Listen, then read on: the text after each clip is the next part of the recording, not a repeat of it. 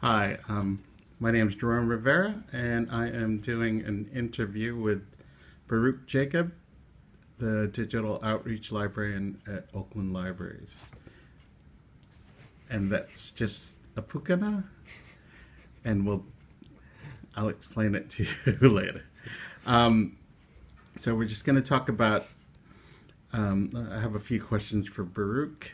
Um, for I consider him to be an important innovator in Auckland libraries and in New Zealand libraries in general. So I've come up with a few questions that pertain to his role and what he does for Auckland libraries. So first question, Baruk, can you tell us about your role and what you do for Auckland libraries? And beyond that, can you also tell us some of the work you've done and helped to create for Auckland libraries? The role itself is called Digital Outreach Librarian. Um, Very broadly, it's anything to do with digital and also outreach. Logical. So yeah, so it But sort of explains yeah, itself a what bit. what it actually means on the ground, I guess, is there are a lot of projects that I'm part of, and some of these are around working with the community, trying to find ways to reach out to them, see what their needs are, present the library services to them, see if look at what people want and see whether library services need to be changed and sort of respond to that. It's also around helping staff with their digital skills as well, because if staff are better at digital skills and the library is better at digital, reaching out to the community, sort of, you can't separate the institution in a sense from the staff. Yeah, so some of the, I mean, you asked about some of the work. So a lot of the work has been around the makerspaces stuff. So we helped set up the first one. I helped set up the first one in the Central Library. A couple more down in South Auckland, so Panmure and Clinton. Currently working with the FAO makerspace, so that's a local board area, and did tried to take it online with Comics NZ, and sort of just seeing if I can help Jerome do his work in here thing without getting in the way. Cool, awesome. Um, Second question for you, since this is obviously about innovation, so Mm. this is ties in with it. How would you best describe innovation? What's your definition of innovation in regards to libraries? I don't know about in regards to libraries specifically. I hadn't thought about that, but and I think how I see it changes over time. At the moment, I see innovation as finding finding a way to do something that needs to be done in a way that is not currently being done. One of the things that I have a problem with a lot of when we talk about innovation, we often talking about something new as if it wasn't done before, but that's not completely true. I mean, in some ways, technology has changed. In some way, the situation, the world we find ourselves in has changed.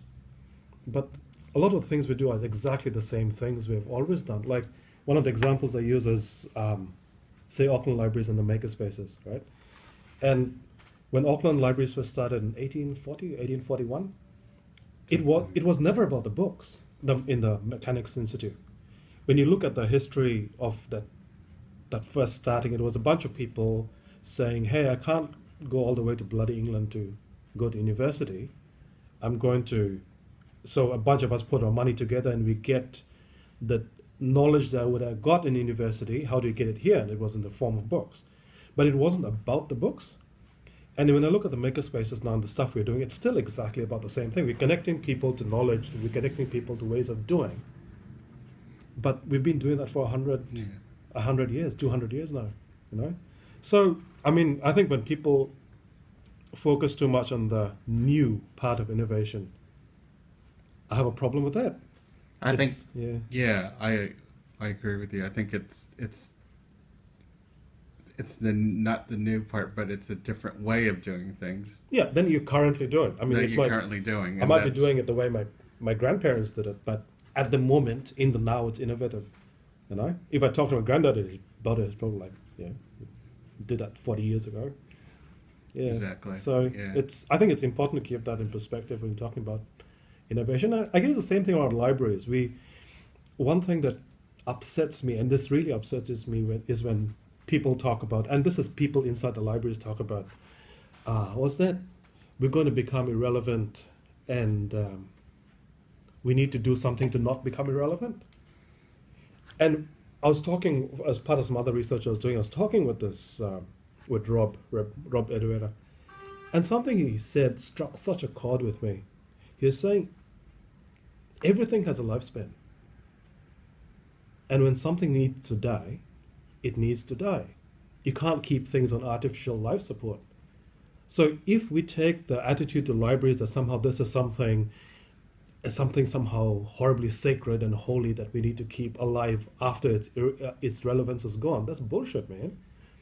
So if we're innovating, it should be about, hey, we are a library, this is what we have and this is what we do, and these are the perspectives and ideas we have. And we have collections and resources and money and whatever, and staff. And these are the philosophies, and these are the reasons we exist, these are ideologies. But how does all of the stuff we have respond to what the community needs? Whether you call it a library, don't call it a library, you call it a makerspace, you call it a community center. I mean, it just seems pointless to try and forcibly extend the life of libraries. And I'm not saying that I think libraries will be irrelevant. I'm saying that perspective that looks at libraries from perspective of trying to stay relevant is almost silly. And a lot of the innovation talk comes out as that we need to stay relevant, Yeah. therefore we need to innovate. No. Yes, we need to innovate, but we need to innovate because we're responding to people's needs, not because we're trying to stay relevant. Yeah. You know, And I need to stay healthy not because I want to live to be 125, but because, well, being healthy is good for myself, it's good for people around me. You know, just a slight perspective change. Sorry, I went on a bit. Oh, it's okay. Yeah. And I think, and I don't know if you would agree, its definition of libraries has changed, and so has the role of libraries. Absolutely. And I think Yeah. people lose perspective and lose sight of that because Yeah, yeah, we, yeah. and it's not about being relevant. And I agree with you. And it's about not being static. Exactly. No, yeah, an apple tree as a seedling is very different from an apple tree as a tree. And there is a time when an apple tree dies. Yeah. You know, but it's not life cycle. We worry too much about the life cycle. We worry too much about death and that death and destruction. I mean, it's just part of the natural system of things, man. No? Yeah. The library ecosystem. Yeah, the library life cycle. Maybe Yeah. there was a time in the public library as we know it now is not the same as the Library of Alexandria as much as we like to say it is. It's very different. And maybe there will be a time when we need to move on. Nothing wrong with that. You know? And it's focusing on that somehow takes away our focus from looking at the communities and seeing what they need, rather than saying, "Oh, I need to live to be 5,000." You know? Yeah. Cool. This might be redundant, but next question is, how do you bring innovation to Auckland libraries? What's your role in bringing innovation into Auckland libraries? You know the funny thing? I think the role itself is what brings in innovation. So I've believe me, I've Googled this, right? There isn't another digital outreach librarian anywhere. So what that means is nobody knows what it is I am supposed to do, least of all my boss. Right? I have no real, I mean, I have these things I care about and I try to mesh them together and try and make sure I stay within digital and outreach as sort of very broad goalposts. But that itself, so if anyone else were to do this job, they would need to innovate. You know what I mean? It's because it doesn't exist. So it really isn't about what innovation I bring, but what innovation space the system creates. You know, so if we suddenly started having titles like, oh, I don't know, awesome speaker, awesome monthly speaker, right? So suddenly this person who's gets into this job of awesome monthly speaker, because you've created an innovative space there, will have to figure out how to do awesome monthly speeches or something. You know what I mean? It's not so much about the person, it really is about the role and the system allowing that space to create that role. Does that answer you? Yeah. Kind so, of? yeah, It's kind of. roundabout. So it doesn't really have a job description, which scares a lot of people. Yeah. Because it is a new Well, it position. has a job description, but the job description is quite tame. Loose. It's quite tame, yeah, tame and loose. Okay. Yeah. Well, that's good. I think we need a bit of that. I think Yeah. that's innovative in itself. Because, Exactly that. Yeah. Exactly that. And I mean, in previous jobs, say for instance, and you've known me for a while, say in previous job when I was only hung out at Baruk Interview, I wasn't particularly innovative, man. Quite honestly, I was not particularly innovative. And sure, yeah, I've worked with technology and I've worked with art, and I have an interest in technology and art, so I was thinking of a lot of stuff, but I wasn't doing anything particularly great. And then I suddenly get this job, and people are going, "Oh yeah, Baruk's innovative," and it's like, no, he's not. He's just filling up the space. So, tend to disagree with that, but do you think because this role hasn't existed before that you've sort of, like you've explained before, the innovation sort of comes with it, and you've just sort of played with what you can do with it, and Yeah, I mean, it did sort of exist before. There was one person before me, but I think in some ways he had a bit of difficulty. Oh, I don't know. Should probably cut that out. It's okay. Sorry. But yeah, I think I just sort of explore, and I think that's what I'm doing all the time, exploring what it means to be in the role. And yeah, I mean, I'm enjoying myself, but I don't think of myself as being a particularly innovative person. No, it's really just responding. It's responsiveness, responding to the role, responding to the community, responding to changes in technology, responding to what's happening in Auckland in general. So there's this whole maker. I mean, I love the whole maker culture stuff, though I'm not a hardcore maker myself. I philosophically agree with that. And in Auckland, there's this whole bubbling up of maker stuff that's happening, not to do just with the libraries, all around the place. Yeah. So it's all just being responsive to that rather than, Yeah.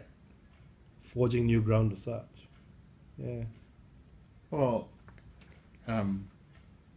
with our library, I think our library system, I think it is forging new ground because Yeah. it's never been done Sure, before. sure, absolutely, yeah. I think, and that's, the thing is, sorry, this might be a bit talking about our library and innovation. There's something that's really deeply touched my mind, is I've been reading quite a bit of stuff around guerrilla warfare, right? And one of the things Mao says is just so fascinating, and this was written in the context of Mao fighting the Japanese Empire was taking over China. So this is way before the Cultural Revolution, all that happened. So Mao was just sort of forming ideas around that. So Mao was running a guerrilla unit and they were working with the mainstream, if you want, army, the Nationalist Army. the Nationalist Army, the Kuomintang, I think it was, Yeah. yeah. So one of the generals basically said, "Oh, that Mao Zedong guy is a joker." So Mao responds by writing this thing around guerrilla warfare and what it is. But one thing he says, and that's really fascinating, is that what conventional armies can do and what guerrilla units can do is completely different. So a conventional army is really good at moving supplies, right, from point A to point B, and protecting the supply line and blah blah blah. So you move these great amounts of supplies. A guerrilla unit is good at moving quick and fast. Now, a guerrilla unit can't do supplies because everything you're carrying has to be in your bag, mate. A conventional army can't move quick and fast because they're moving great amounts of supplies, right? And so they need to depend on each other. And this is really interesting when you look at Che's, what Che does in Cuba. And Che and Fidel, they don't have supply lines as such, right? So for food and stuff, they depend on the peasants who are supporting them. For arms and ammunition, they were actually depending on the Cuban army because they would go raid it and take the arms and ammunition. I'm getting to a point, I'm sorry. And when you look at when Che dies in Bolivia, he was missing those two things. He had the guerrillas, but he didn't have supply lines because in Bolivia it was a police operation, not an army operation. So they weren't moving arms and ammunition. And the local peasants didn't all own their own land, so they didn't really support the revolution. The point of all of that is a library like ours is massive, 55 branches across 189 kilometers? Yeah. So it's the biggest library system in Australasia. Yeah, or South. Yeah, I think it's biggest in the southern Hemisphere? Yeah, I think. The thing is, we have this massive thing. So if you compare that to the conventional army, that's your supply lines. And we can do makery stuff. I can do it at Wellsford, I can do it at Waiuku, I can do it at Papakura, I can do it out west. But the thing is, and comparing the stuff I do and the stuff we do, I do with the various stuff we do, comparing that to guerrilla units, I couldn't do what I did if it wasn't for the supply lines. You know what I mean? Yeah. You can't innovate in a vacuum. Yeah. So you can't. Yeah. I mean, it's interdependent. Well, supply lines would be our community, and Sure, it's a community, but it's also things like we have physical spaces in 55 locations. Sure. We have funding of some sort. Maybe it's not a whole lot, Yeah. but there's money that goes to these places. These people are already in touch with their local communities. I mean, if you look at I couldn't do what I did if it wasn't for the Auckland library system. You know, the Auckland library system can't do what I do because it's just too big. it's too big. That's the way it moves. Yeah, I told you I'd come to a point. You did. I think we might have covered some of this, but what do you see as the biggest challenge to innovation and or infusing innovation into Auckland libraries? I think the obsession with technology and the obsession with all attitudes. The obsession or the rather silly idea that we need money to do things. Or we do somewhat, but we need better money, but it's not. If you tie your innovation to money, it's like I think artists talk about this a lot, and often you'll find artists sort of constraining themselves deliberately to be able to create better. Instead of saying, "Oh no, I'm just gonna," instead of having all the color palette, I'll just say, "No, I'm just gonna work in black. What can I get?" So, and the thing is, stuff like money or space or time, these are all constraints. And I think the idea is if we approach it more like riding a skateboard or surfing, you surf the waves, you don't drown. You're pretty close to drowning, but don't surf it. And I think it's those attitudes rather than any real barriers. Do you think the attitude come from staff, or is it? What do you think the attitude comes from? I think it's just culture. I mean, it's the culture of. It has been the international culture of libraries. It is the particular culture of New Zealand. It's also specific cultures around how Aucklanders think. But it's all around culture, and changing it is about changing a culture. And historically, or at least till pretty recently, librarians were often incentivized and rewarded to be cautious, not to take risk. And now we're suddenly saying, "Oh, hey, you know what? Forget the reason you originally joined. It's amazing. You talk to people and you ask them, "Why did you join the library?" And they say, "Oh, I love to read." But that's a fact. There's a whole generation of librarians. I don't know what it was before that, but there's a whole generation of librarians, and some of them are people of our age. And it's scary. But there's a whole generation of librarians who joined the libraries because they were cautious, they loved reading, and they didn't really want to work with people and don't have a lot of need for heaps of money or something. I'm just sort of making up stuff. But that's changed. And it's almost unfair, if I can say so, to expect these people to change. I mean, or at least to expect them to change quickly. So it's a cultural thing. So it's about leadership, it's about systems, it's about the kind of conversations we have, it's about the language, the songs, the stories.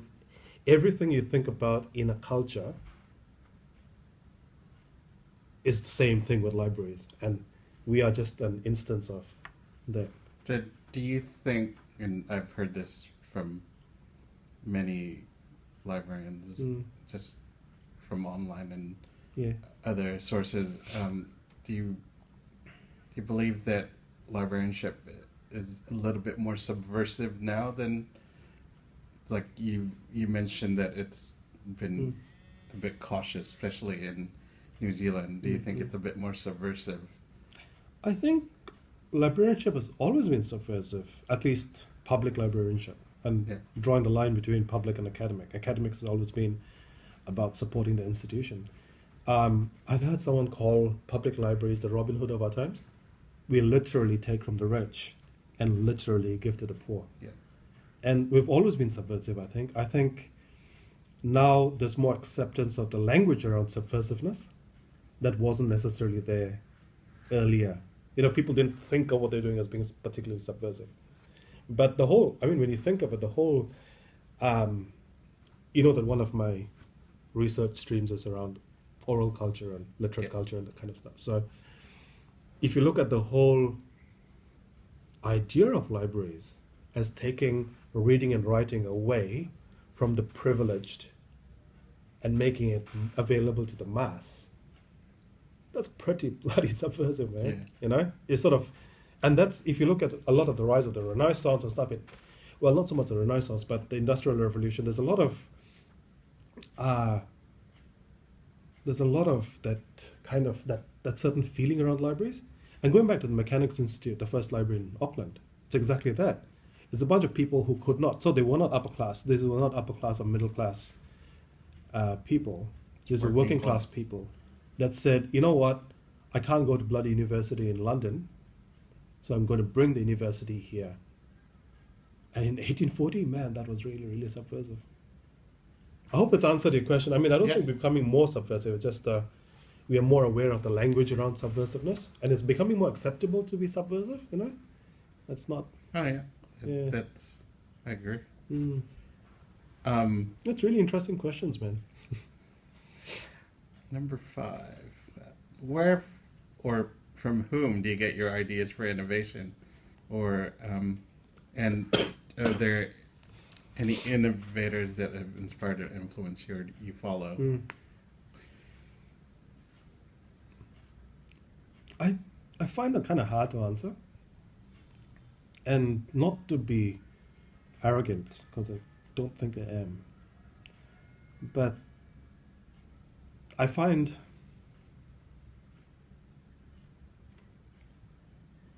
worship in any way, or sort of, being a fan of something, goes against my personal grain. I can't follow a band. I simply can't. I can't be a fan.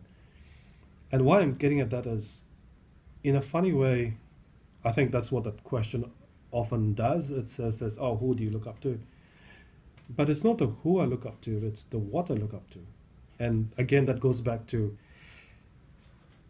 I don't think I think particularly greatly of Mao Zedong or Che Guevara, honestly. Some of the things I've talked about are massive, right? Or Paulo Freire. Do I look up to him or her or them as individuals? No. But the stuff that's said which really applies. So that takes us back to the whole idea of responsiveness and innovation coming out of response. I do not see myself as an innovative person. It's just that I try, partly, and this is partly the martial arts training I've been doing, the Wing Chun, which is quite guerrilla warfare in some of the stuff. So there's a lot of stuff around responding. So I like to think that that's what I do, rather than, I don't look to innovate. I look to respond. And I think some people may misconstrue responsiveness with being reactive, because reactive has a negative connotation. Right. Yeah. Of course. Yeah. I guess responsive. I think.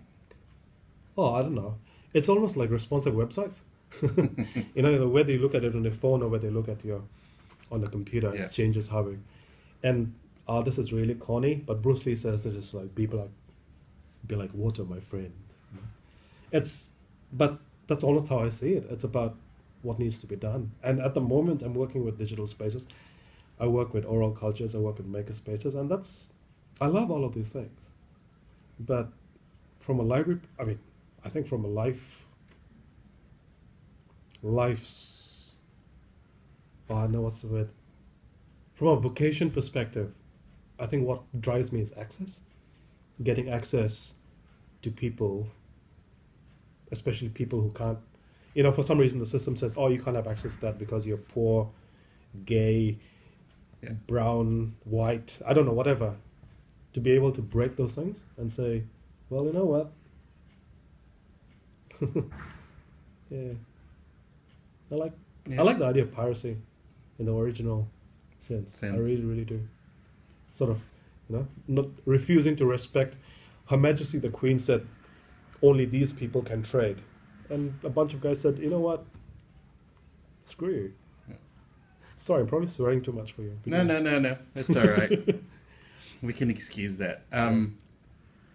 So then, if it's not innovation or innovators, so would it be ideas and philosophies would probably influence you more? Yes, I think so. And yes, absolutely. And I think that's where the ideas around guerrilla warfare deeply touch me. The philosophies of makerspaces and the whole question of access and people getting access to technology deeply touches me. Some of the things that come from business around measurements and understanding what it is we're doing deeply touch me. It's the thing is when you separate yourself from, or when you separate the ideas and the people, you no longer feel Sort of beholden? Yeah, you're no longer beholden to, like, just because I like Che Guevara doesn't mean, or I like some of Che Guevara's ideas doesn't mean I'm not killing people, man. I'm not left wing in that sense. And there's some of the stuff that Ayn Rand says about measurement that is absolutely bang on, and about respecting the individual, that's absolutely bang on. But the thing is, that does not mean I vote Yeah. in a particular direction. You're sort of separating the person and the idea, and I think that helps me. I don't know if it helps anybody else, but it helps me. And you talk about you were just talking about access. Do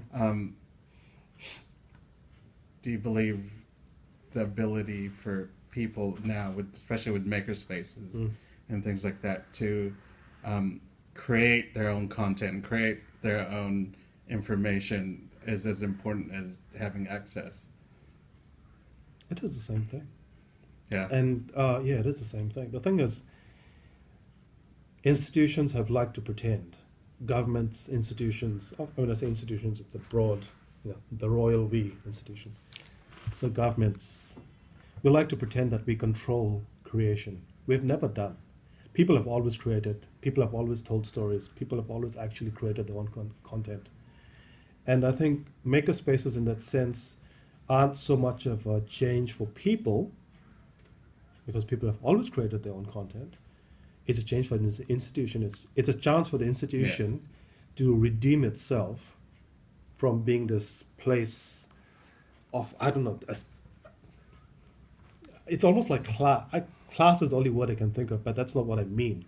As in, these are the kind of books we'll have. We shall have books. Yeah. If your story is not in a book, we can't handle it. And then we say, no, that's right. We are modern. We're going to handle your story in DVDs. Yay! And I think makerspaces are sort of just a step in the thing of, hang on a second. We control nothing. We give you the access, and you. We give you the access because it's it's almost guilt money. It's almost blood money. It's like for hundreds of years we've kept access from you. Let's break it free. I realize that sounds a bit contradictory in the sense of that I've talked about librarianship especially as always having been subversive. But I think there's a librarianship part of it, there's a vocation part of it, and there's the institutional part of it. And institutions are never about being free. It's always about control. Yeah. Yeah. Cool. We go on to our next question.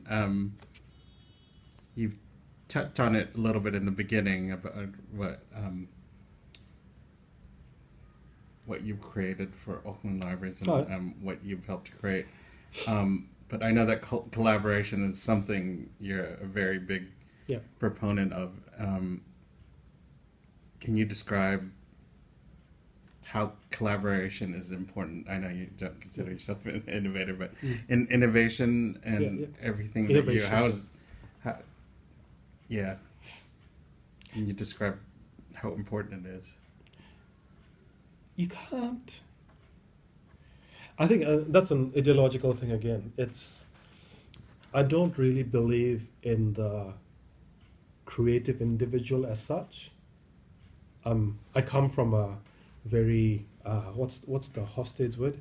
High interdependent tribal. That's the kind of background I come from, and collaboration is a natural state rather than a chosen state. It's a natural state. We do things together. Families work together, tribes work together, communities work together.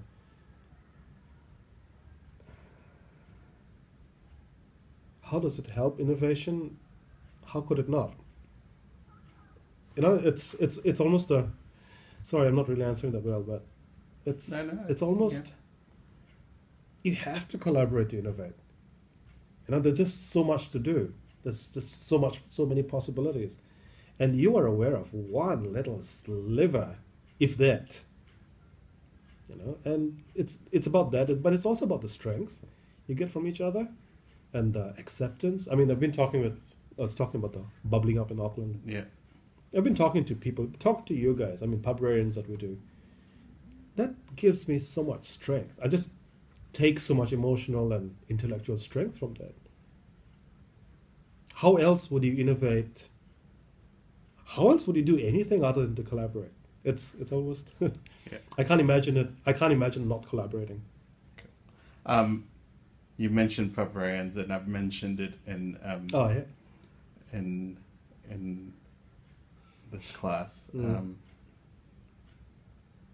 How not important, but I think having a sounding board for colleagues, especially who don't necessarily say that they think alike, but they have a very common passion for librarianship or what we do in public libraries. And you touched on it just a little bit, but can you describe to our audience just the camaraderie that exists in librarians? I think the camaraderie that exists when you there's a certain trust you build with people that you drink with often, and especially when you get drunk often. There's something about getting drunk that's quite vulnerable, and not to glorify drinking too much alcohol, but there's something about, and the thing is, there's certain vulnerability, and when you get drunk with people again and again, you build a certain kind of trust, and that's really, really important. To me, you guys have been a massive source of strength, and it's quite easy in a large organization like ours to feel isolated, to feel alone, especially when, as happens, people don't understand what the hell it is they're doing.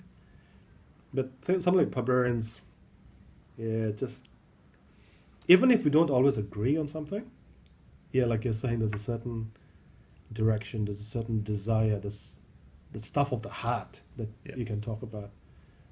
Yeah, man. Librarians. Hashtag. Oh yeah, hashtag. Oh, yeah. Hashtag Yeah, you did it librarians. right. Yeah. Did it right. Cool. Which leads us to this final question, um, which is